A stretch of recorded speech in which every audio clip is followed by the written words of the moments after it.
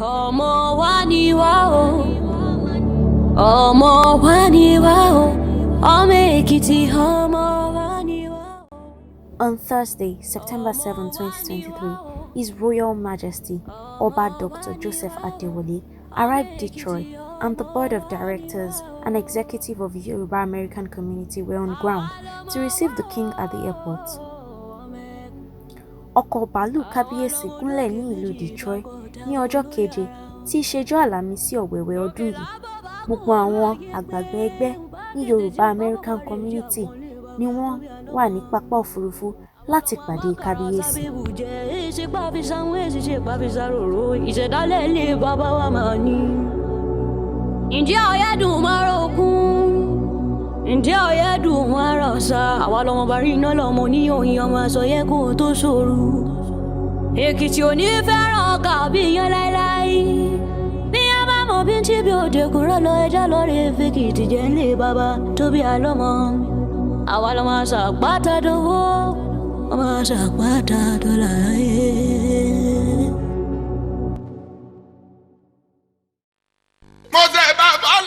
On Friday, the 8th of September 2023, the board of directors and executives of Yoruba American Community hosted the king at a private dinner which held at the Assembly Restaurant, Model City Casino in Detroit. It was a well-attended event. Ní ọjọ́ kẹjọ oṣù Ọ̀wẹ̀wẹ̀ ọdún yìí, àwọn àgbààgbà ẹgbẹ́ àti èèkàn Yoruba American Community wọ́n gba àlejò kábíyèsí. Wọ́n fẹ́ kí kábíyèsí káàbọ̀. Eléyìí ṣẹlẹ̀ ní Assembly Restaurant tó wà ní Mọ́tò Casino tó wà ní Detroit. Ọdún náà sì ní ọ̀run. Mo ṣe bá fọ́lọ́run, mo ṣe bá fọ́lọ́run, mo ṣe bá fọ́lọ́run, àjọ bí ewé àrẹ̀mú o, mo ṣe bá fọ́lọ́run. Wọ́n ní bí ajá kọ ajá júbà fún olóko ní.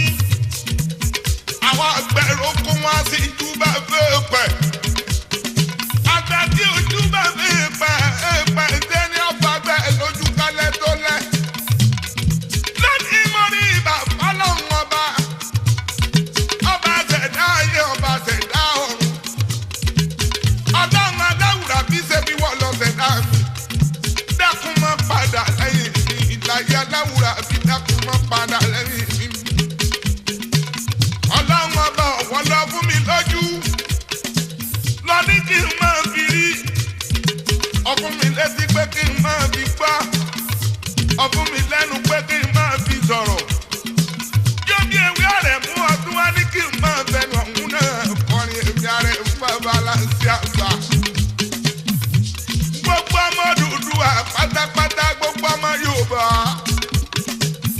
Pàtàkì lórí kì í jẹ́ nílẹ̀ Yorùbá fún wa pátápátá. Ọ̀rẹ́ yẹn tó bá sọ lẹ́nu ló sàpò ìyanu. Bí ọ̀gbẹ́ bá sọ̀pọ̀nù, abọ́sọ̀pọ̀ ibi. Ó yẹ ká mórí kì í yọba wa. Èèyàn ò ní gọ̀gọ̀gọ̀ kó mọ́mọdé bàbá rẹ̀ kí láéláé.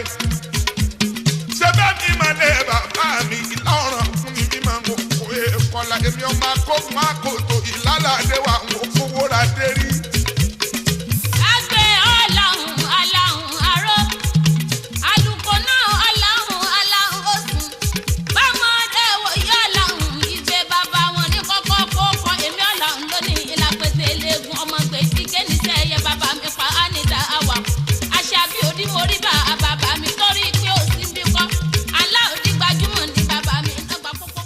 We are here with Kabiyesi, the Ajero of Ijero land, one of the grandsons of Oduduwa. I have here the Kabiyesi, His Royal Majesty, Oba Joseph Adewole. I have Otun Asiwaju Yoruba of Michigan, Otunba Shololuwole.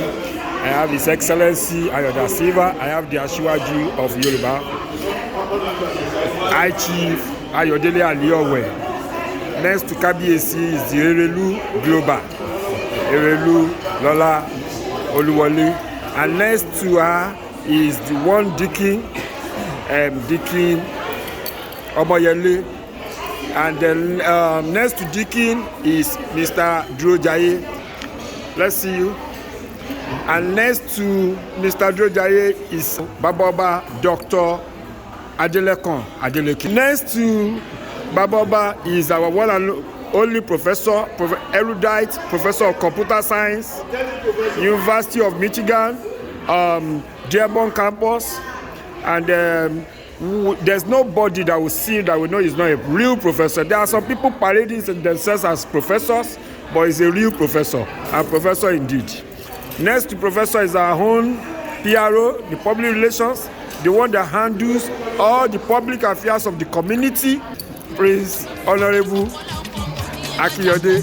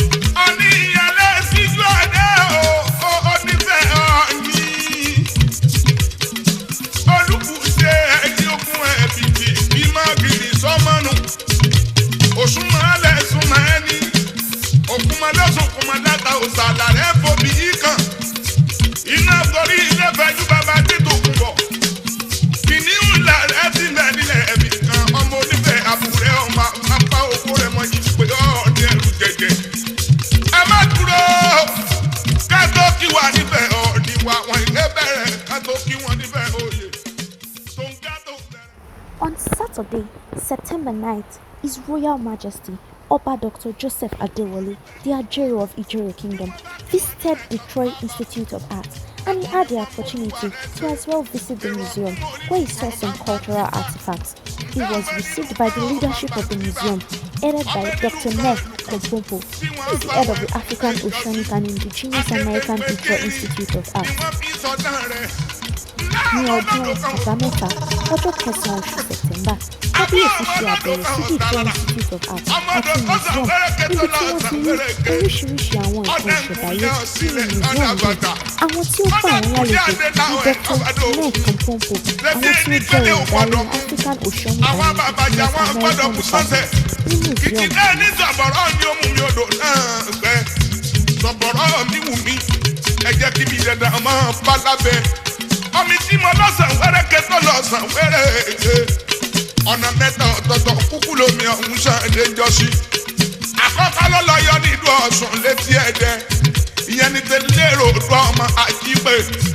Ẹ̀kejì ló lọ yọ nílùú Òṣogbo, ńlá sọ́dọ̀ Ọ̀ṣun Òṣogbo. Nílé òrò kí ọmọ Àsálà.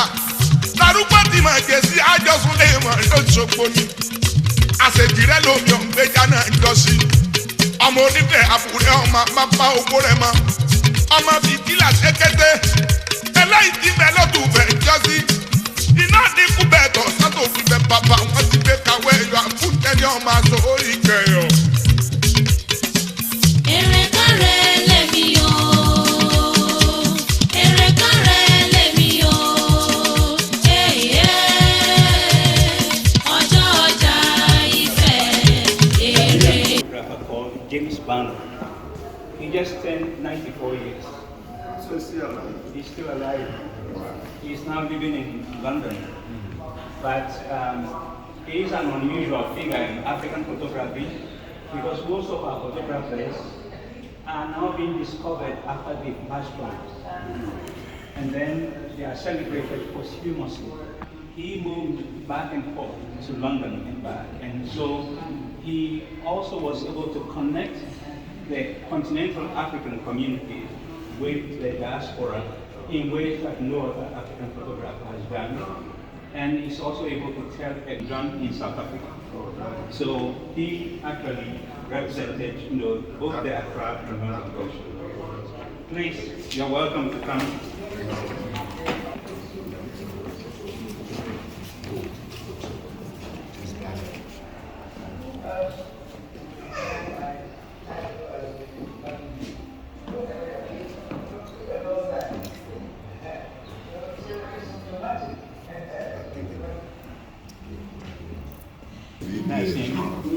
From the beach,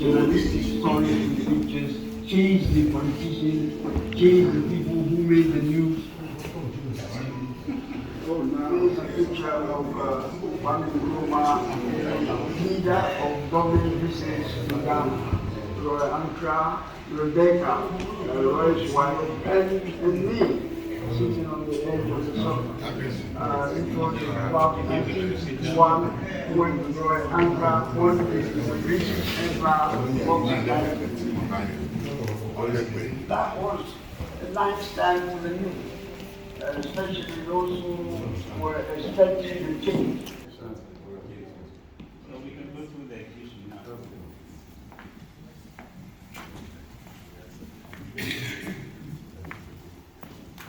This was his very first studio.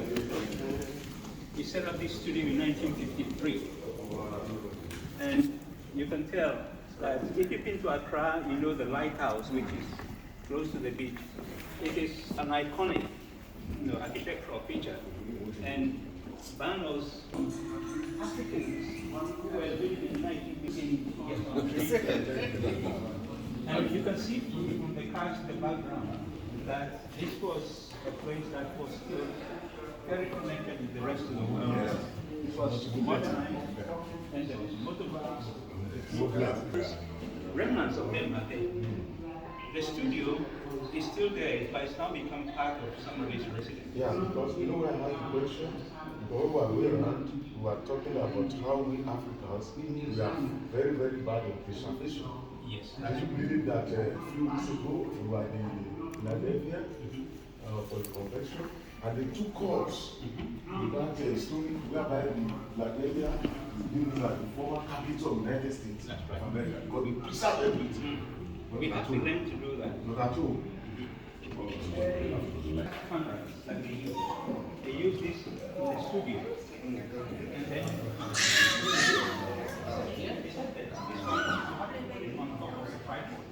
before you could take pictures, it was too heavy to carry around. So he got the roller to export it that he used to go outside. They need to go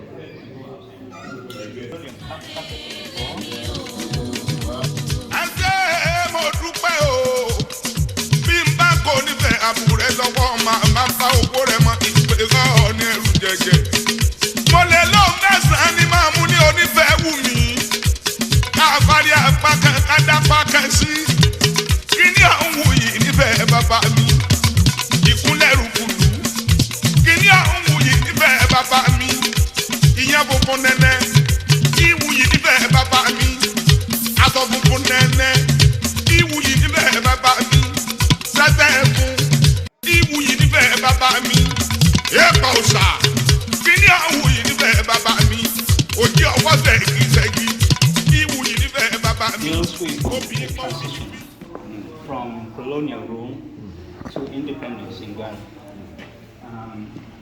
As I said earlier, he became the first photojournalist in Ghana because he worked for the Daily Capital newspaper. Because of that, he had front row seats in many of the occasions that surrounded the transition from British rule to from the Gold Coast. So as we go through, you see some of the moments.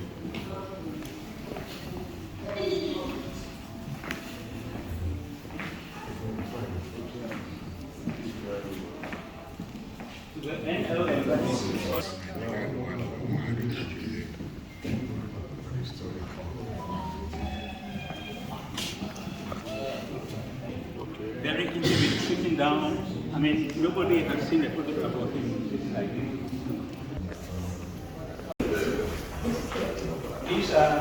This is work from Benin. And what we've done is to show the process by which these works were made. A long time ago in 1970, a colleague of mine who has now passed away was in Nigeria as a Peace Corps personnel. And he got a member of the brass casting guild to make a sculpture from these works, which would have been the same process by which this was produced. This would have been, I found this in my colleague's work, living room, and I had to convince him to give it to the museum. Additional work from Benin. Our collection of Benin works is very, very limited. Very, about 11 pieces. Unlike other museums. This is coral beads, also from Benin. And whenever I see things like this, I always say that when I see it on you, 1860, 67. It was actually the door that replaced the door that was sent to the UK in 1924 for the exhibition. The British decided they were going to keep that door.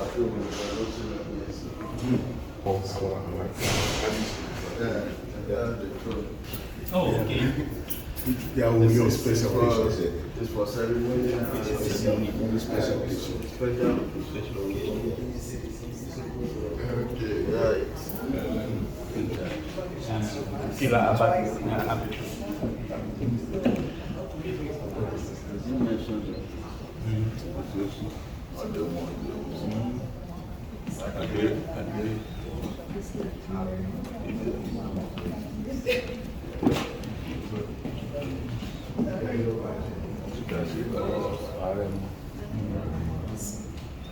And there is a beautiful example of why Adewole became very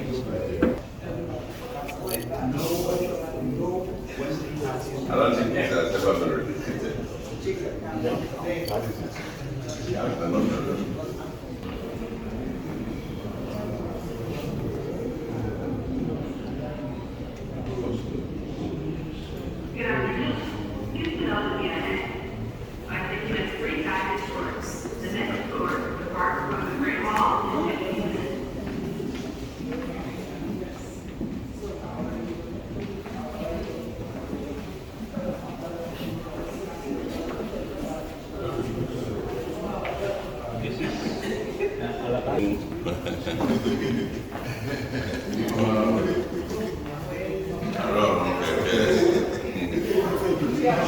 We also have some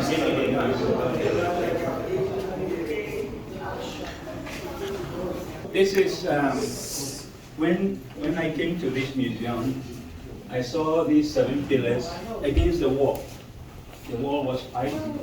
It looked beautiful because they were presented as art objects.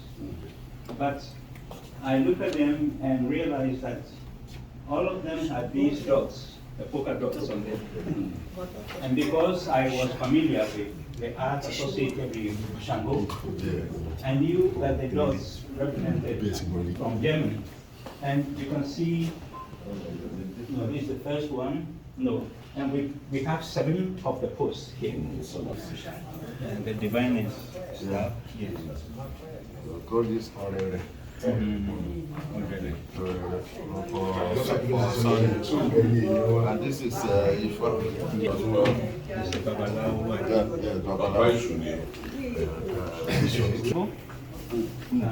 And it is called Inkisi Nkonde.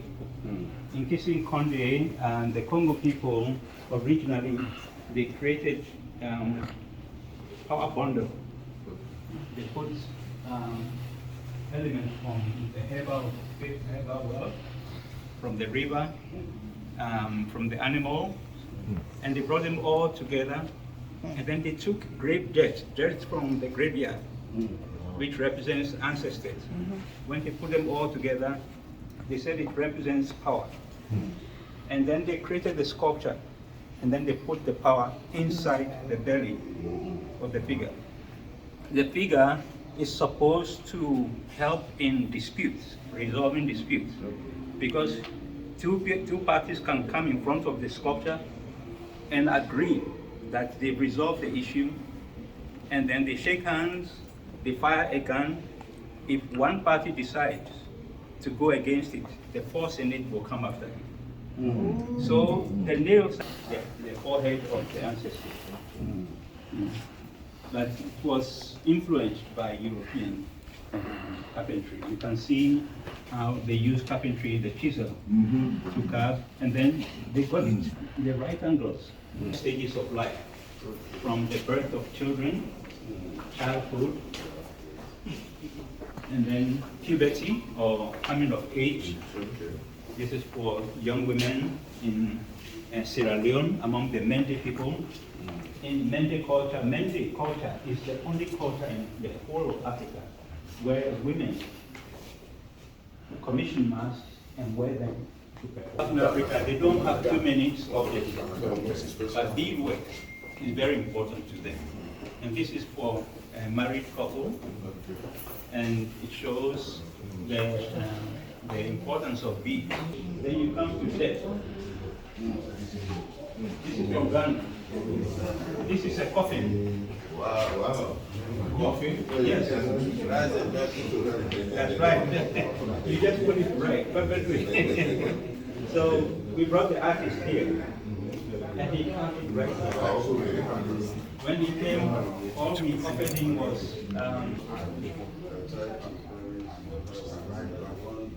okay, Mama.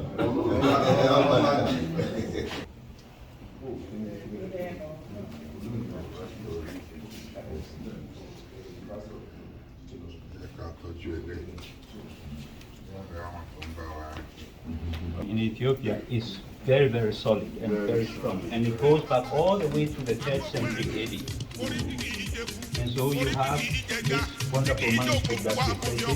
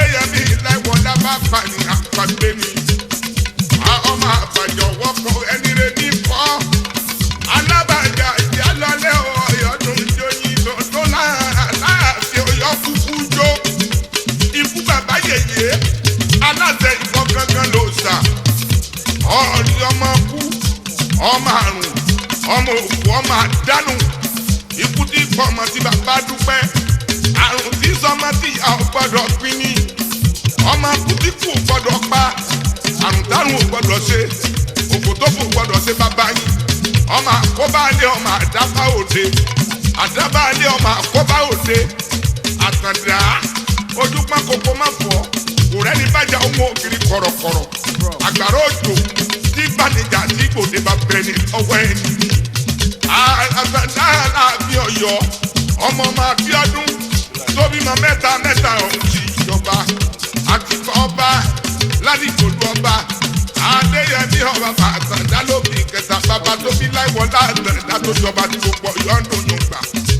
àbá rí wípé aláàbí òní bí wọn ká máa wá ọlọ́ọ̀lọ́lá kiri ọ̀pọ̀ ọ̀yọ́ òfin yàn kán lọ rẹ̀ sàṣìgbà àsìkò ló ń gbòmòdè ọ̀yọ́ jẹ́ ajíṣe bí ọ̀yọ́ làárí ìran bàbá yín ẹsẹ̀ bí bàbá ẹnì kọ̀ọ̀kan àtàndá làlàáfíà ọ̀yọ́ jẹ́ o. owó lè kó ní o. Ará Ọ̀yọ́ lọ́lọ́ba. owó lè kó ní o. Ará Ọ̀yọ́ lọ́lọ́ba. owó lè kó ní. Ará Ọ̀yọ́ lọ́lọ́ba. Ará Ọ̀yọ́ lọ́lọ́ba. owó lè kó ní.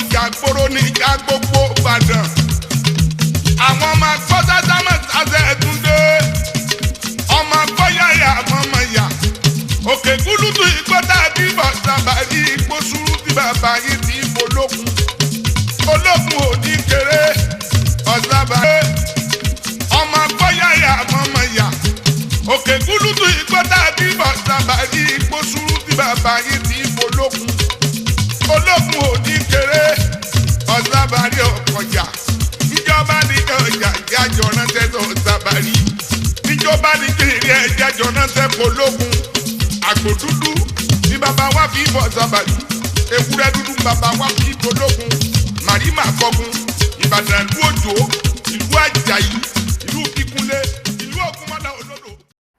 Also, on the same Saturday, September 9, 2023, the board of directors of the Yoruba American Community paid homage to the king at his hotel room.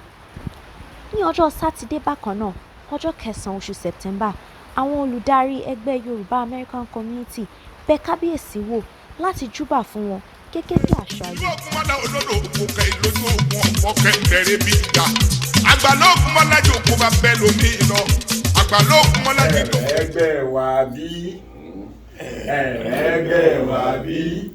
àwọn tó ń ṣẹgbẹ́ yín bá ṣàbàṣù ẹ̀rẹ́gbẹ́ wa bí.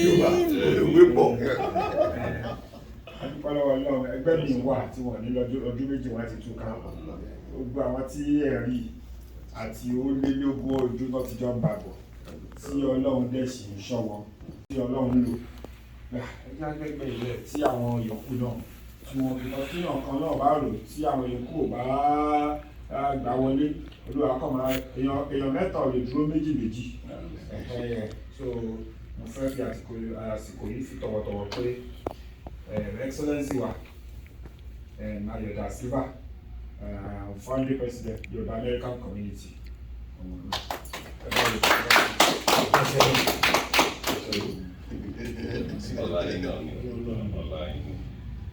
Wọ́n ní bí ọ̀sán bá ti lù jù èèyàn lè mú gbà nígbà tí Ọlọ́run tó fi Excellency kẹwa nígbà tí wọ́n ṣe founding president tán. Because a successful person without a successor is a failure. Ọlọ́run bá tún gbé kábíyèsí wa kábíyèsí lọ́la bàbá àdúrà ni mo bàbá púrò mi gbogbo lẹ́mi o pẹ̀lú mi bá gbọ́ lẹ́sẹ̀ o. bàbá so lẹ́yìn ìgbà tí àwọn ṣe tán bàbá ọba náà ti gbọ́ síbẹ̀ wọ́n tún wá dúró Yorùbá American Community wọ́n ti lọ ṣe Nigerian Foundation meeting náà wọ́n ṣe lọ́dún 4 gbáko wọ́n ọ̀dẹ̀ bójú wájú. fi àsìkò yìí dúpẹ́ mo fẹ́ kí bàbá ọba Dr. Adeleko Adeleke láti bá mi pàtó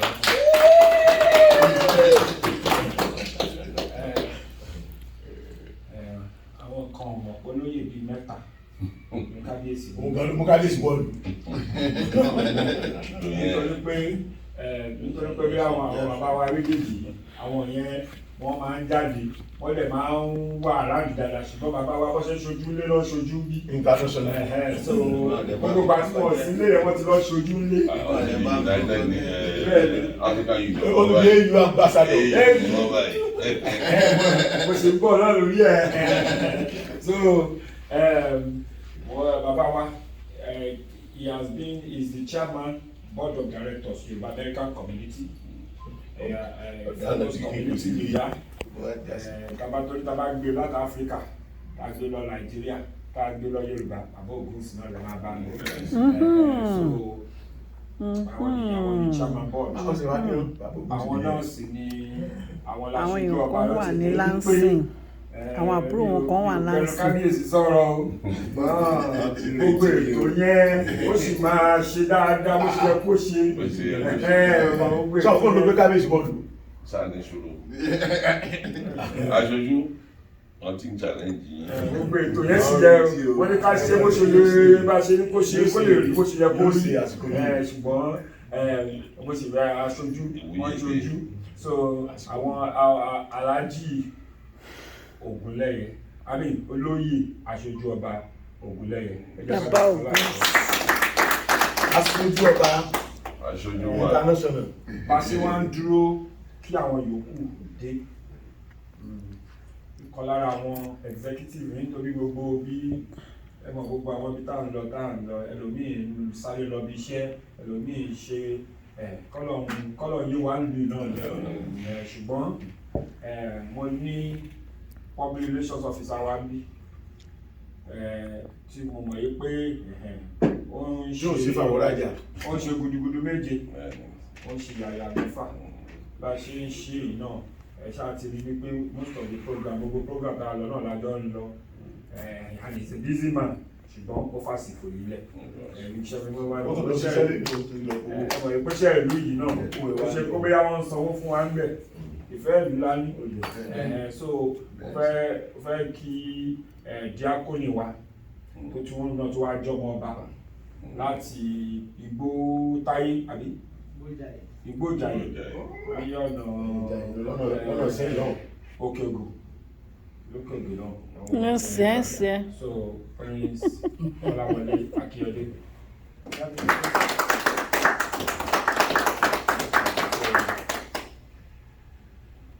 Orí ọ̀fẹ́ ẹlòmíì máa ń wà tí orí ọ̀fẹ́ máa ń wà. Ẹ̀wọ̀n káwọn grace kan wà tí a kì í qualify fún ṣùgbọ́n orí ọ̀fẹ́ á dẹ̀ dùn. Orí ọ̀fẹ́ bá dé yẹn náà ó dé náà nìyẹn ló jẹ́ kí irú Mrs. Lara Williams wà ń bí lálẹ́ torí orí ọ̀fẹ́ ló dé múdè náà wọn ní wà bí orí ọ̀fẹ́ ni ẹni tó bá dẹ̀ ti lórí ọ̀fẹ́ yẹn náà wọ́n ní so wọ́n mú jẹ́ kan lára àwọn ọmọ ẹgbẹ́ tuntun tá a ní wọ́n ti máa ń wá síbi ìtẹ́lẹ̀ ṣùgbọ́n Ọlọ́run ti wá ṣe tí wọ́n ti wá tẹ̀lé síbi pẹ̀lú ọkọ̀ wọn so jẹ́ kan lára àwọn ọmọ ẹgbẹ́ tuntun tí a ní ṣùgbọ́n wọ́n ti lẹ́nu ìgbàgbọ́dé wọ́n ti jẹ́ èèyàn kan tí ó dángájíá tó kójú òṣùwọ̀n nínú iṣẹ́ tó ń ṣe wọ́n ti wà ní mídíà fún odidi 22 years láì Voice of Nigeria Yoruba service ìgbẹ́ náà mo ti mọ̀ wọ́n ti bí ìgbàlọ́ṣe ẹgbẹ́ àṣẹ báyìí ẹjọ́ gbogbo àwọn ọmọ programs láàrin ṣe she always volunteer to be the MC. Wow. Mrs. Lara Williams. kábíyèsí o kádé pẹ́ lórí kí bàtà pẹ́ lẹ́sẹ̀ o ẹ pẹ́ fún wa o.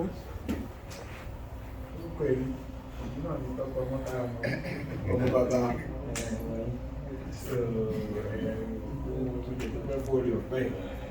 láláì fọ̀rọ̀gùn tí àwọn yòókù bá dé wọn a máa bá wa but mo fẹ́ kí aṣíwájú wa kí wọ́n kó túbọ̀ kí gbogbo wa káàbọ̀ tó bá dẹ̀ ní ọ̀rọ̀ tí wọ́n sọ because kábíyèsí tó bá bá wa ló máa sọ̀rọ̀ bẹ́ẹ̀ tó bá dẹ̀ ti sọ̀rọ̀ náà wọ́n ti sọ náà ní àṣẹ ti. On Sunday, September 10, 2023, His Royal Majesty, who is a golf lover, visited Wood Golf Park and played golf with the famous community leader in Michigan, Chief Omoreguva. Ní ọjọ́ Àìkú, tí í ṣe ọjọ́ kẹwàá, Kábíyèsí lọ sí Wood Park Golf Course ní Detroit, wọ́n dẹ̀ gbá golf pẹ̀lú ìkan lára àwọn olórí ní Michigan, Chief Omoreguva, ni wọ́n jọ já gbága nínú eré golf.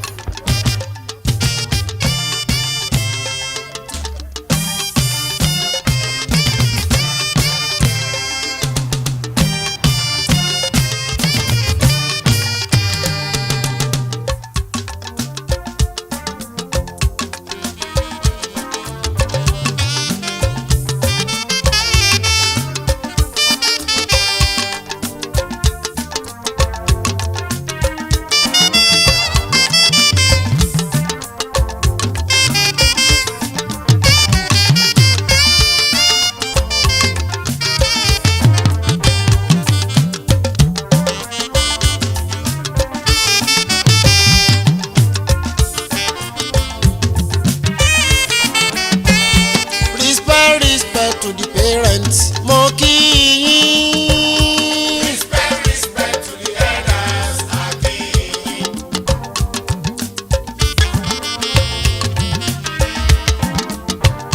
Respect my brothers, mo kí yín o. Respect my sisters, a kí yín.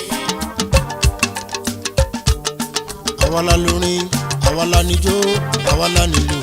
Àwa la lérè láti Naija lẹ́tí ń gbọ́ wa all over the world wọ́n ń jójó wa ẹ̀bẹ̀ labayé kẹ́ yọ́nú sí wa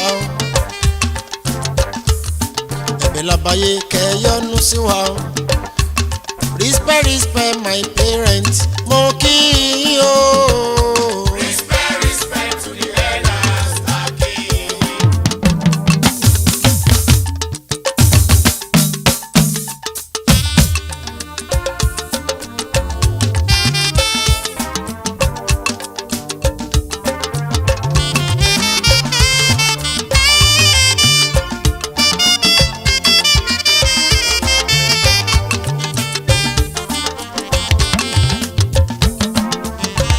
Bójú o.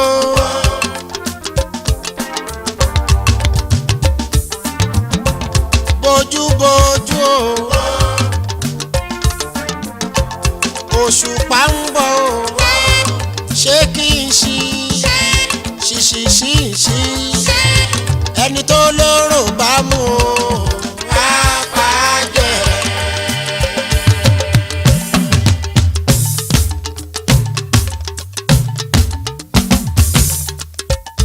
Ó ń rọ̀jò ọba kọrin ló ń rọ̀jò ẹni bá láyà ẹ̀gbin kó ká lọ.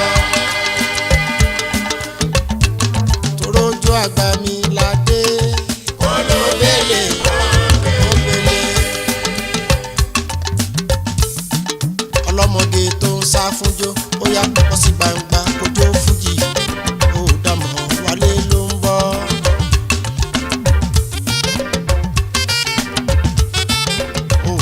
Òṣùpá ló ń dún òmùgùn ló ń gbé lẹ́fọ́ má fi jó ṣeré ya bọ́ síta o ó yá má fi jó ṣeré ya bọ́ síta ladies and gents ẹjọ́. On Sunday, September 10, 2023, the Yoruba American Community hosted reception in honor of the King. Lots of dignitaries attended this event, which took place at 17500 Northland Park Court. Some of the guests included Mayor of Southfield, Dr. Ken Siver, who presented gifts to Kabiyesi. The Yoruba American Community also presented a gift to the King. We also used this occasion to celebrate Kabiyesi's birthday, where Kabiyesi cut his birthday cake, surrounded by community members. Ní ọjọ́ kẹwàá kan náà, ayẹyẹ ìgbàlejò tí gbogbogbò tí Yoruba American Community gbé kalẹ̀ ó ṣẹlẹ̀ ní 17500 Northland Park Court. Ọ̀pọ̀lọpọ̀ ènìyàn ni ó wà ní ètò náà. Mayor ti ìlú Southfield Dr. Ken Siver ó péjú síbẹ̀ pẹ̀lú àwọn ọ̀pọ̀ ènìyàn pàtàkì ní àwùjọ wa. Dókítà Ken Siver fún kábíyèsí ní àwọn ẹ̀bùn. Yoruba American Community kò sì gbẹ̀yìn náà nítorí a fún kábíyèsí ní àmì ẹ̀yẹ kan láti fi pọ́n wọn lé. Àìpẹ́ ọjọ́ yìí náà ni kábíyèsí sì ṣẹ̀ṣẹ̀ ṣe ayẹyẹ ọjọ́ ìbí wọn. Yoruba American Community gbé àkàrà òyìnbó fún kábíyèsí gé láti fi ṣe ayẹyẹ ọjọ́ ìbí wọn. Ọjọ́ náà sì dùn, ó ní àrìnrìn.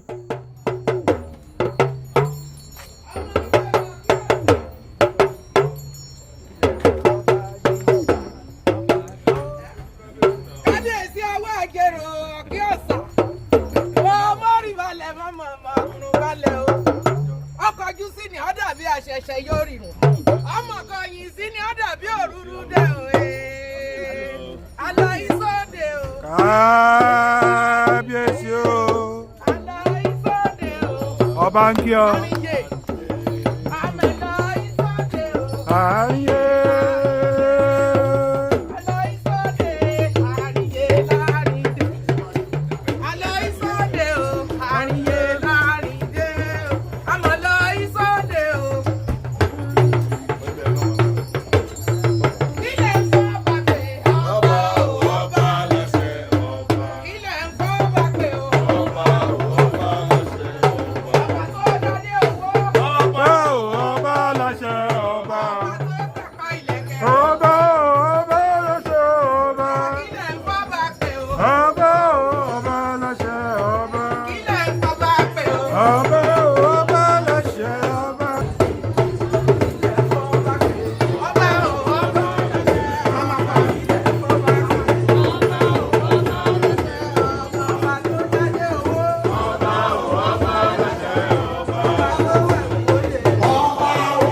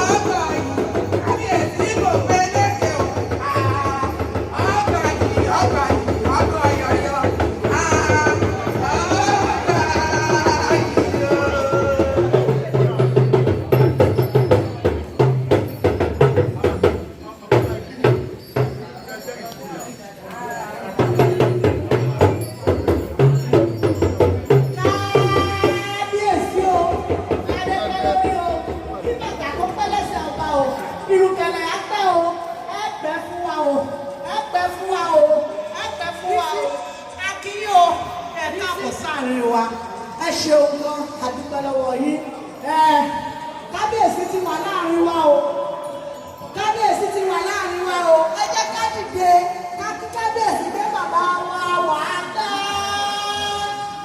bàbá wa wà á pẹ́ o ẹ jẹ́ dìde ká kí kábíyèsí.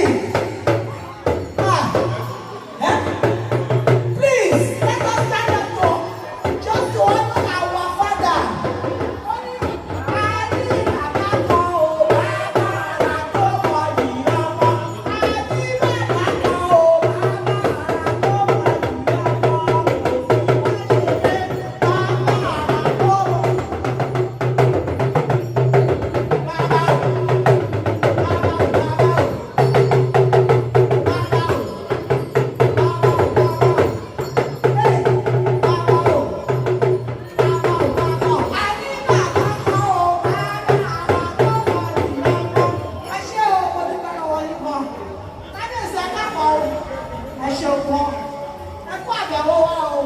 Thank you for visiting us. When our father is, we can have our say, please. Let's have our faith. Ìsàlẹ̀ Èkó ibẹ̀ ṣàlórí Ádámù. Tọ́pẹ́.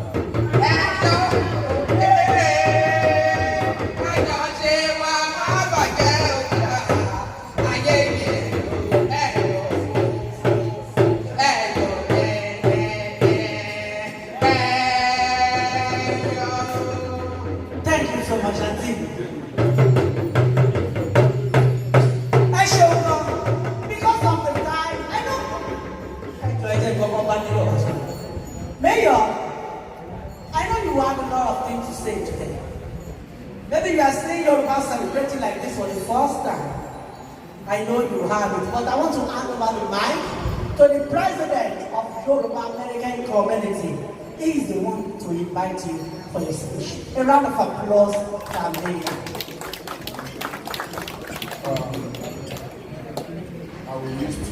I will use one stone to kill 2 or 3 birds. Ẹ kúrọ̀lẹ́ o gbogbo lé. Ẹ kúrọ̀lẹ́ o gbogbo lé. Ẹ kúrọ̀lẹ́ o gbogbo lé. Àárójúráyè o. Àárójúráyè. Àárójúráyè ṣayé wa ọkàn wa balẹ̀. Eré mi ní àpàdà lẹ́yìn wa. Well, once again, I want to welcome everybody here, and this is all about our king. This is all about our IB. He is a first-class royal father, not just in Yoruba land, in Nigeria and Africa at large. I know a lot of you. If you don't know him, I know you'll be hearing something like Losofalara. Of Ajero. That is the Ajero. Can you give our king a round of applause?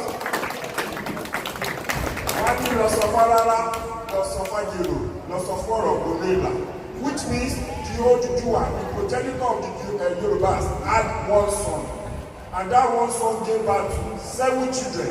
And this our father is the 4th of the 7 children. Which means he has 3 ahead of him and he has 3 behind him. Let's give a round of applause once again. So, I'm still coming back because it's not just my father, it's my father. It's not just royal father, it's my own father. So, but I cannot say, whatever I say, I cannot talk too much about him. And I can't even blame myself for saying everything. But without wasting much of our time, I want to appreciate our own mayor,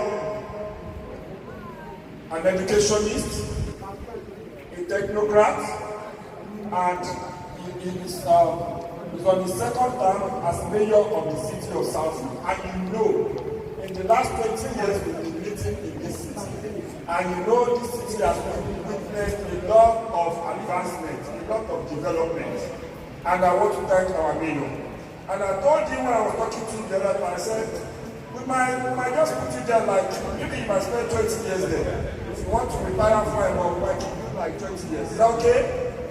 So without wasting much of our time, I want to call on our own mayor, the mayor of the city of Southfield, Dr. Ken Siver. Let's give a round of applause and to give us the keynote address.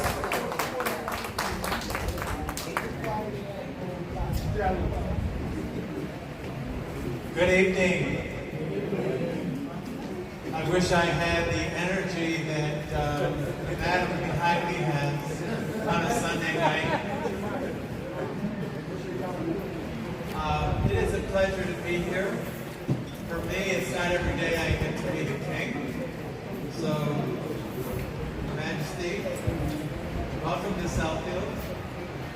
One of the things about our community is it's very diverse, and we welcome all people. Our community is 65 years old as a city, and we are very proud of the fact that we worship in many different faiths here, and everyone gets along. We do not have the strife that you find or hear about in other places. So we are blessed, and I think the fact that we have a growing Nigerian community is most welcome to Southfield. So, Your Majesty, I brought you some gifts for Southfield. I don't know if I can bring this.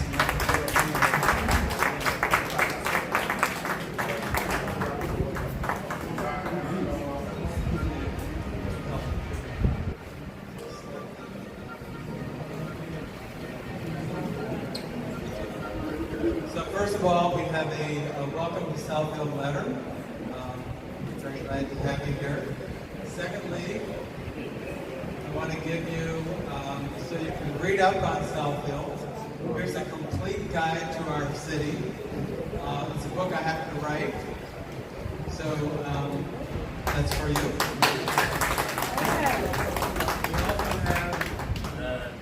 We're very proud to have an annual celebration for 38 years now of Martin Luther King. We appreciate the work that he has done for equality, nonviolence, and justice for all. So we want to give you that.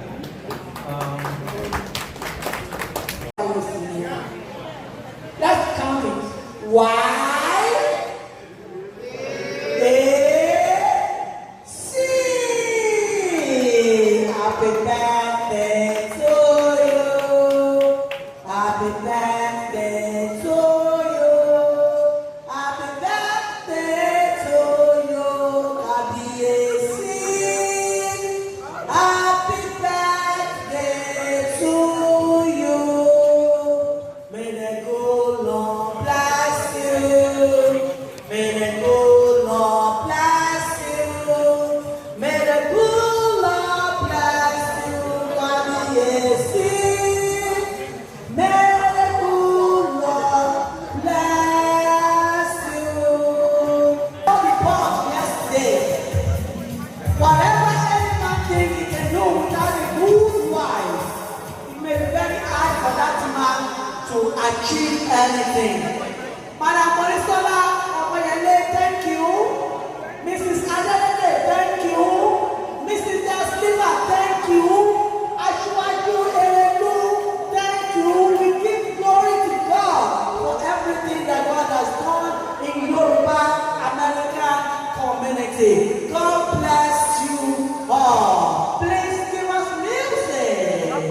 I just want to sing now.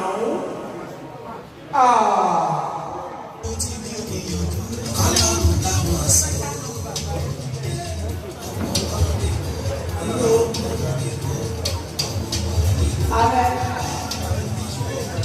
Please, if you want to take picture with the king, please sit on it. Coming out after they are taking this picture. And ladies,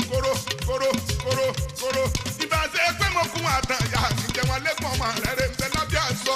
Mo sọ fún mo wíwọ́ ìkó máa kó wí. Bẹ́ẹ̀yàn bá pa mí máa wí tèmi o. Mo gbọ́dọ̀ kan ní kí n pẹ́ o. Bẹ́ẹ̀ni yẹn wọ́n láwọ̀rọ̀ wọn bá pẹ́ tán máa gbọ́jọ́ kú rẹ̀ kó dandan. Sì mọ̀ ní gbọ́jọ́ ọ̀gá kàkà o. Ẹ̀yẹ́ mọ̀ ní gbọ́jọ́ kú rẹ̀ kí máa jà rábù ọkọ̀ bọ́lá lọ́dún ìdúgbò.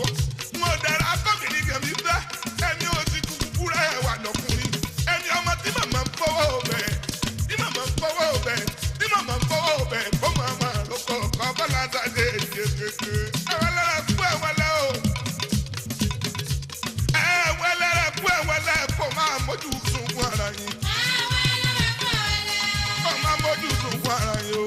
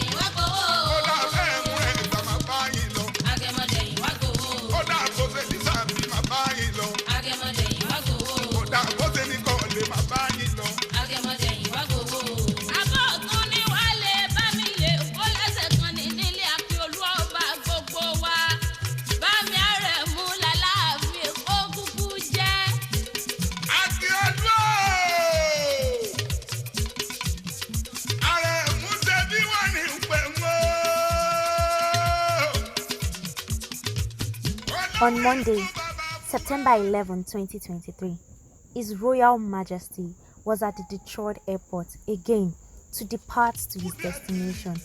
It was great having the king around for 4 days in Michigan, and we look forward to seeing him again. Thank you, Kábíyèsí, for honoring us. Ní ọjọ́ Ajé, ọjọ́ kọkànlá oṣù kẹsàn-án, Kábíyèsí múra láti padà sí ibi tí wọ́n ti wá lẹ́yìn tí wọ́n lo ọdún 4 pẹ̀lú wa. Àjò kì í jò kí ó máa relé.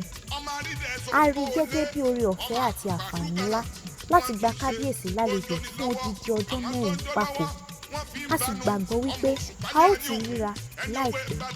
Kábíyèsí, ẹ ṣeun fún yíyẹ tí ẹ yẹ wá sí.